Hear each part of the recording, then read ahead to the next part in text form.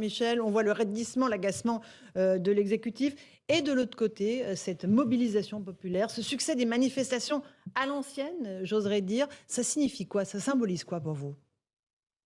Oui, vous avez raison. Moi, j'ai utilisé l'expression manifestation old school en parlant également du peuple old school. Je trouve que, d'abord, il faut remarquer que quand les manifestations sont organisées par des syndicats et pas par des partis politiques, il n'y a pas de bazar. Vous avez remarqué que, apparemment, les services d'ordre de la CGT, de la CFDT et d'autres syndicats sont extrêmement efficaces et on n'entend pas parler d'incendie, de black bloc, etc. Je veux bien qu'on ait changé de préfet. Enfin, je ne pense pas que ça explique tout. Je crois ensuite qu'Elisabeth Borne n'a pas compris que le gouvernement, enfin si elle a bien compris évidemment, mais le gouvernement gouverne contre le peuple. Et c'est le cas depuis 2008, depuis qu'en 2008, la gauche et la droite, comme un seul homme, ont estimé qu'il fallait mettre à la poubelle le référendum, le résultat du référendum de 2005. Le peuple avait dit nous ne voulons pas de cette Europe qui nous contraint à faire une politique que nous n'avons pas choisie et que nous ne voulons pas. Et sauf évidemment élection présidentielle, on sait très bien comment elles fonctionnent aujourd'hui. Elles sont faites pour que par défaut un candidat de Maastricht s'y trouve, c'était Macron, donc c'était Macron, voilà. Et puis on nous dit en face qu'il y a un candidat fasciste, nazi d'extrême droite, c'est Marine Le Pen. On joue cette scie musicale depuis des années, mais on voit bien que quand il s'agit de confirmer l'élection présidentielle à l'Assemblée nationale, il n'y a pas de confirmation.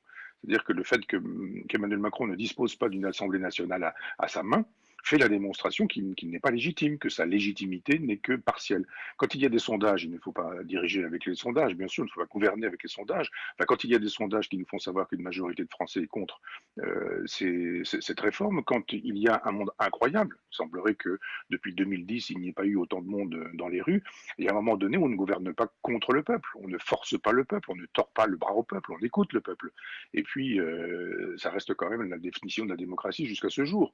C'est normalement la souveraineté du peuple, l'expression de la démocratie, c'est le pouvoir du peuple, par le peuple, pour le peuple. Et là, on entend des gens qui, Premier ministre ou chef de l'État ou ministre, nous font savoir que le peuple, il n'a qu'à obéir et supporter. On lui fait savoir que partout ailleurs, en Europe, ça se passe comme ceci ou comme cela. Mais depuis quand va-t-on chercher dans les pays voisins matière à faire une politique pour notre nation? Michel Onfray, Olivier Véran, porte-parole du gouvernement, disait cette réforme des retraites, finalement, c'est le seul moyen de défendre la souveraineté de notre pays. La Bon, souveraineté de notre pays. ils C'est un disent n'importe lapsus? quoi. C'est comme si moi je me mettais à défendre l'Europe de Maastricht, on n'y croirait pas beaucoup. Donc ils ont bien compris que le mot souverain avait cessé d'être une insulte, enfin pas pour tout le monde, mais que finalement ça avait cessé d'être une insulte. Et on a vu que comme nous manquions de souveraineté au moment du Covid, les gens ont bien compris que le souverainisme, c'est pas une espèce d'idéologie mortifère, c'est simplement la possibilité de disposer de médecins, de disposer d'hôpitaux efficaces, de disposer de masques quand on en a besoin, de disposer d'un vaccin quand on en a besoin. C'est ça, la souveraineté, ça veut dire qu'on devrait pouvoir aujourd'hui disposer d'une électricité au prix du nucléaire comme nous le faisions jadis, plutôt que de mettre des commerçants à la rue. C'est ça la souveraineté. Donc évidemment, des gens qui nous font savoir qu'ils sont pour le souverainisme national et européen disent des sottises. On est pour l'un ou pour l'autre. Si la France est souveraine, ça n'est pas l'Europe qui l'est. Si l'Europe est souveraine, ça n'est plus la France qui l'est. Donc il y a un moment donné où il faut arrêter de présenter les choses de cette manière-là. Nous ne sommes plus souverains, nous ne pouvons plus décider de notre politique. Et je rappelle que quand on nous fait savoir que nos voisins européens font ceci ou font cela, eh bien, on est dans une logique européenne, européiste. Oui, à l'évidence, il faut absolument que cette réforme soit faite pour le capital et pas pour les travailleurs, pour l'argent, pour le monde du business et sûrement pas pour les salariés. C'est une honte de nous faire savoir que c'est justice, justesse et équité. Non, ça fait partie de la feuille de route des européistes et des maastrichtiens. Vous dites, Michel Onfray, qu'on ne peut pas gouverner contre le peuple. Pourtant, le gouvernement entend faire passer sa réforme au forceps à l'Assemblée et les Français devront s'y soumettre de toute façon? Ou vous pensez que la mobilisation peut encore s'amplifier? Je ne sais pas comment les choses peuvent se passer. Je crois qu'il y a un moment donné aussi où il peut y avoir une espèce de cristallisation des mécontentements. C'est un peu comme ça que les choses se passent. Pas, comparaison n'est pas raison, mais quand on regarde le début des origines de la France contemporaine de Taine, qui nous raconte comment on arrive à la Révolution française, on voit bien qu'il y a des mécontentements qui sont divers et multiples, et à un moment donné, ça coagule. Donc on ne peut pas dire quand. Ça fait très longtemps qu'on entend dire que la rentrée va être chaude. Ça fait au moins 6, 7, 8, 9, 10 ans qu'on entend qu'effectivement, il va y avoir des problèmes en septembre, en octobre, et qu'il n'y en a pas. Et quand il y a eu une rentrée un peu chaude c'était en novembre-décembre avec les gilets jaunes, Macron a envoyé la soldatesque, il a envoyé la police, il a envoyé les blindés, il a envoyé des CRS, et puis on se souvient de la façon qu'il a eu d'entendre la voix du peuple. Il est allé faire un grand tour narcissique de la France pour expliquer que tout le monde avait tort, que personne ne comprenait rien, que lui était trop intelligent. C'était son problème d'ailleurs d'être trop intelligent. L'autre problème étant que le peuple était crétin et qu'il fallait expliquer au bon peuple ce qu'il n'avait pas compris. Mais le peuple, il comprend très bien ce que ça veut dire que d'imposer cette politique-là. C'est de la misère, c'est de la pauvreté, c'est du chômage, c'est de l'inflation, c'est le prix de la baguette qui augmente quand encore on peut disposer d'une baguette et que la boulangerie n'a pas fermé. C'est selon les factures d'électricité qui explosent, ce sont les impossibilités d'avoir quelque chose à côté du nécessaire. On ne peut plus aller au cinéma, on ne peut plus aller en vacances, on ne peut plus offrir des jouets à ses enfants. Enfin, les gens, ils comprennent bien, il n'y a pas besoin d'une pédagogie pour ça. Ils sont à bout, les Français. Ils ont vécu la crise du Covid, la crise de l'inflation, la crise énergétique. Là, c'est la réforme de trop. C'est la goutte d'eau qui fait Ben, déborder le c'est-à-dire vase. que c'est beaucoup de choses. C'est-à-dire que pendant des années, la gauche a eu besoin des écologistes comme des supplétifs. Il leur fallait 3 points par-ci, 5 points par-là, parfois 10 points pour boucler une élection. Et donc, on a fait des concessions aux écologistes. Et moi, je défends le nucléaire depuis toujours.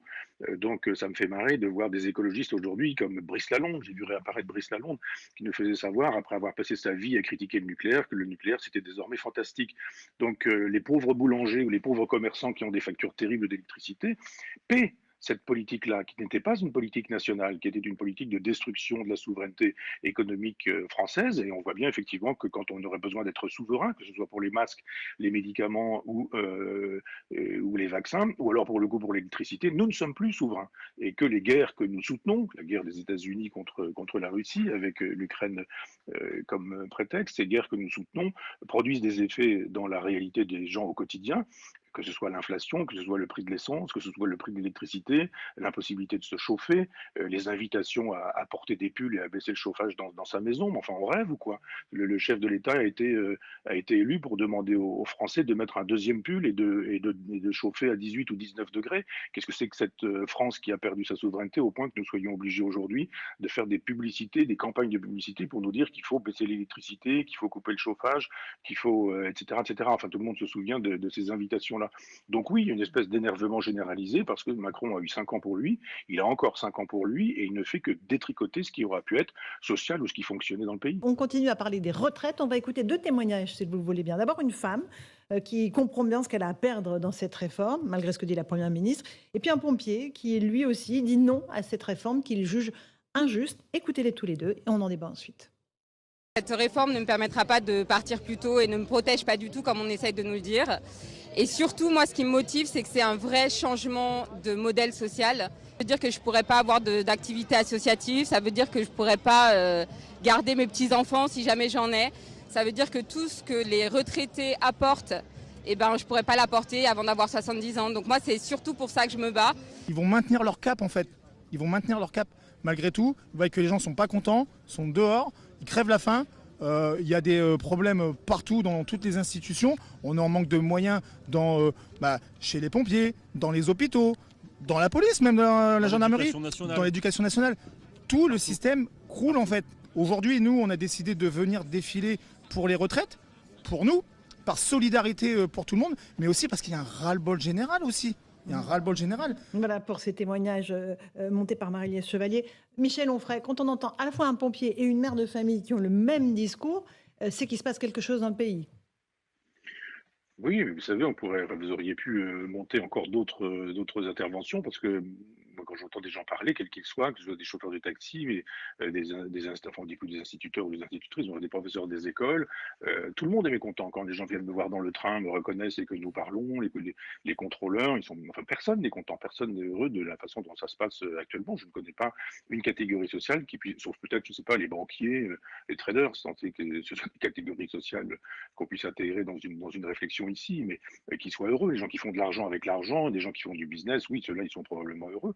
mais ça se fait au détriment d'une majorité de Français. Vous savez, quand Marx fait l'analyse de ce qu'il appelle la paupérisation, en nous disant qu'il a raison, qu'il y a de plus, avec le capital et le capitalisme, il y a de plus en plus de pauvres et qu'ils sont de plus en plus pauvres, et de moins en moins de riches, mais qu'ils sont de plus en plus riches, il a complètement raison, Marx, de faire cette analyse-là. Et on voit très bien que dans la totalité de la société française, rien ne fonctionne. Vous n'avez pas besoin de prendre le train, de demander un rendez-vous chez le dentiste ou d'avoir besoin de quoi que ce soit aujourd'hui en France. Vous savez que ça ne fonctionne pas. On est dans une espèce de logique de tiers-mondisation et ça fait sourire à l'étranger, ça fait même beaucoup rire à l'étranger. Une question d'Éric Revel, Michel Onfray. Michel Onfray, on parle beaucoup de cristallisation sur des facteurs économiques. Bon, les retraites s'ajoutant à cela, le pouvoir d'achat, les factures qui augmentent. Mais est-ce qu'il n'y a pas aussi une sorte de cristallisation sociologique? C'est-à-dire que quand vous parlez de paupérisation, il y a tous ces 6 ou 8 millions de Français très très pauvres, mais maintenant ce sont les classes moyennes qui s'agrègent sociologiquement à cette paupérisation qui expliquerait peut-être, je vous pose la question, ce mouvement largement plus populaire aujourd'hui dans les rues. Ah mais complètement, vous avez raison. J'ai vu sur les écrans de CNews que le chiffre des gens qui vivent dehors avait explosé en 10 ans. Je crois que c'est une augmentation de plus de 100%. Enfin, c'est quand même assez sidérant. On sait que des gens qui travaillent dorment dans leur voiture, par exemple. J'ai vu l'autre jour aussi un reportage de gens qui vivaient dans des caravanes, dans des campings, parce qu'ils n'ont pas les moyens de payer des locations. Donc ce sont des gens qui travaillent, qui sont socialisés, ce sont des gens qui vont le matin au travail, et on se dit, voilà dans quelle situation ils se trouvent. Donc vous avez raison de signaler qu'il y a une immense paupérisation des gens qui déjà ne peuvent pas s'acheter, là encore, des gens qui me disent qu'ils ne peuvent pas acheter de poisson, c'est trop cher, ne peuvent pas acheter de viande, c'est trop cher, que évidemment il n'est pas question d'avoir des week-ends, d'aller au cinéma, vous vous rendez compte, 12, 13, 14, 15 euros, une place de cinéma, ça n'est pas possible. Il y a un tas de gens qui vivent dans une espèce de souffrance, dignes et silencieuses. Ce sont des gens qui ne le disent pas beaucoup. Les Gilets jaunes avaient commencé à le dire, mais quand on écoute un peu les gens du peuple, je dirais, enfin des gens simples et des gens modestes, ils nous racontent leur misère et leur pauvreté, et je trouve que ça n'est pas entendu. Quand Madame Borne et M. Macron nous disent qu'ils écoutent, qu'ils entendent, ils se moquent absolument du monde, car cette souffrance est insupportable. Cette souffrance en France est insupportable. Michel Onfray, 69% des Français sont favorables à un référendum sur cette réforme des retraites. C'est la solution pour sortir de l'impasse ou pas? On va me couper les deux mains, je vous assure qu'il n'y aura pas de référendum. Il le sait bien que s'il recourt au référendum, d'abord Emmanuel Macron, il détruit l'édifice national dans la configuration européenne. On gouverne dans l'Europe de Maastricht, on gouverne sans les peuples, malgré les peuples et contre les peuples. C'est pourquoi d'ailleurs depuis 2005, il n'y a plus de référendum. Et pourquoi les élections sont ainsi faites qu'on se débrouille pour qu'on puisse pendant 5 ans dire que Madame Le Pen est fréquentable et pendant 5 semaines nous dire qu'elle est nazie, et ce au moment du dernier tour des présidentielles ou entre les deux tours. Donc les gens voient bien qu'effectivement on est dans cette logique où effectivement le peuple n'existe plus, on ne lui demande plus du tout son avis, et donc on va évidemment pas lui demander son avis. Mais Emmanuel Macron sait très bien que majoritairement les gens diraient il n'y a pas autre chose à faire dans cette période de guerre avec l'Ukraine, dans cette période de misère, de pauvreté, dans cette période d'inflation, dans cette période où effectivement on nous invite à couper le chauffage chez nous. Est-ce qu'il n'y a pas autre chose à faire que de toucher aux retraites? Il le sait bien, il le fera évidemment pas.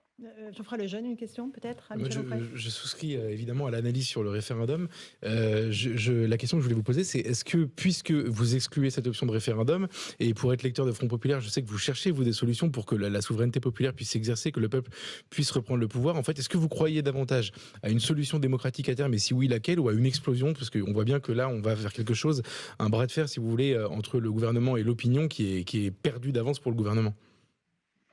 L'idéal, c'est un général de Gaulle qui reprendrait en main la Constitution et la cinquième. Il faudrait donc revoir tout et corriger tout, parce qu'il y avait une liaison entre les chefs de l'État et le peuple à l'époque du général de Gaulle. Le général de Gaulle est là pour le peuple. Si le peuple ne veut plus de lui, il s'en va. Je vous ferai remarquer, mais vous le savez très bien, je crois que depuis qu'on a Mitterrand, Chirac, etc. au pouvoir, dès qu'ils perdent un référendum, ces gens-là, ils restent.